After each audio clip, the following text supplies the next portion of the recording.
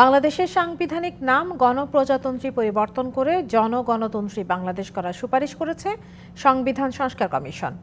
একই সাথে ধর্মনিরপেক্ষতা, জাতীয়তাবাদ ও সমাজতন্ত্র, রাষ্ট্র পরিচালনার এই তিন মূলনীতি বাদ দিয়ে নতুন মূলনীতি সুপারিশ করা হয়েছে।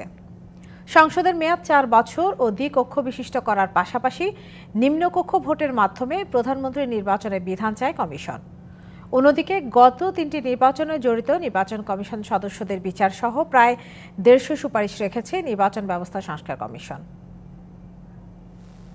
বর্তমান সংবিধানে রাষ্ট্র পরিচালনার 4 মূলনীতি হল জাতীয়তাবাদ, সমাজতন্ত্র, গণতন্ত্র ও ধর্মনিরপেক্ষতা। মুক্তিযুদ্ধের মধ্য দিয়ে দেশ স্বাধীন হওয়ার পর 72-এ যে সংবিধান প্রণীত হয়েছিল তাতে রাষ্ট্র পরিচালনার এই 4 মূলনীতি গৃহীত হয়েছিল। এর মধ্যে গণতন্ত্র বহাল রেখে বাকি 3টি বাদ দেওয়ার সুপারিশ করেছে সংবিধান সংস্কার কমিশন। তার পরিবর্তে নতুন 5টি মূলনীতি হল সাম্য, মানবিক মর্যাদা, সামাজিক সুবিচার, বহুত্ববাদ ও গণতন্ত্র। এছাড়া সংসদ হবে দ্বিকক্ষ বিশিষ্ট। সরাসরি নির্বাচিত 400 আসন নিয়ে গঠিত হবে নিম্নকক্ষ, যার মধ্যে 100 আসন থাকবে নারীদের জন্য, যারা সরাসরি নির্বাচিত হবেন। নিম্নকক্ষের 10% তরুণ তরুণীদের জন্য বরাদ্দ রাখবে রাজনৈতিক দলগুলো। আর উচ্চকক্ষে থাকবে 105টি আসন। আগে 25 থাকলেও সুপারিশ অনুযায়ী 21 বছর বয়সী যে কেউ সংসদে নির্বাচনে প্রার্থী হতে পারবেন।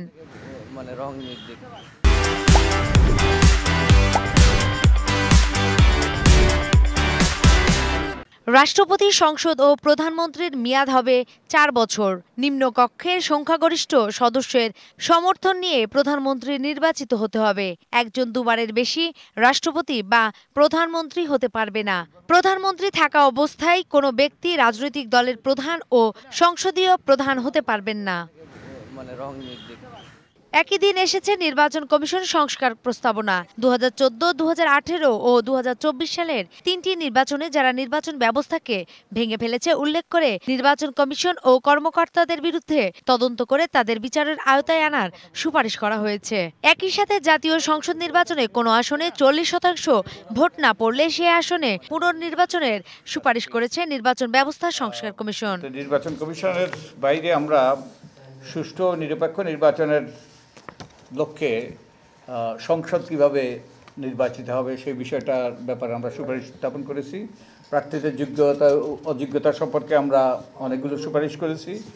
মনোনয়নপত্র কীভাবে যাচাই বাছাই হবে সে ব্যাপারে আমরা সুপারিশ দিয়েছি। হলফনামা যাচাই বাছাইয়ের হলফনামাটাকে আমরা আরও পরিবর্তন করেছি।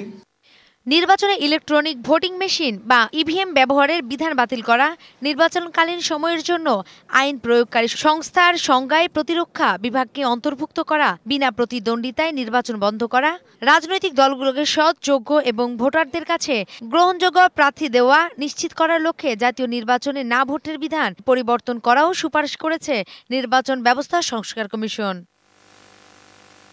নূপুর মাহমুদ, ডিবিসি নিউজ, ঢাকা।